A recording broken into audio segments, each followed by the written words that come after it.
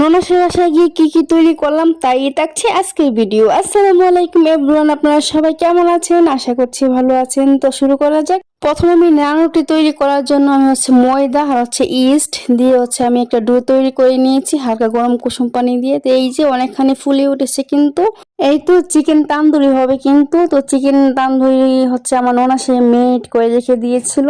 তো আমি জাস্ট এসে শুধু ডোটা তৈরি করে নিয়েছি নান রুটির জন্য। তো এবার আমরা মেয়োনেজ বা সস বানিয়ে নিব গ্রিল খাওয়ার জন্য। তো এই তো প্রথমে আমি কিন্তু 2টি ডিম নিয়েছি, হাফ বয়েল হালকা পুষ করে নিয়েছি গরম পানির মধ্যে। আর এর মধ্যে দিয়ে দিলাম গোলমরিচের গুঁড়া, 2-3টা রসুনের কোয়া, আর দিয়েছি সরিষা বাটা, আর দিয়েছি তেল পরিমাণ মতো। তো অল্প অল্প তেল দিব আর ব্লেন্ডার করে নেব কিন্তু। আর এই যে চিনি দিয়ে দিলাম 2-3 চামচের মতো, লবণ দিয়ে দিচ্ছি সামান্য, দিয়ে আমরা ব্লেন্ডার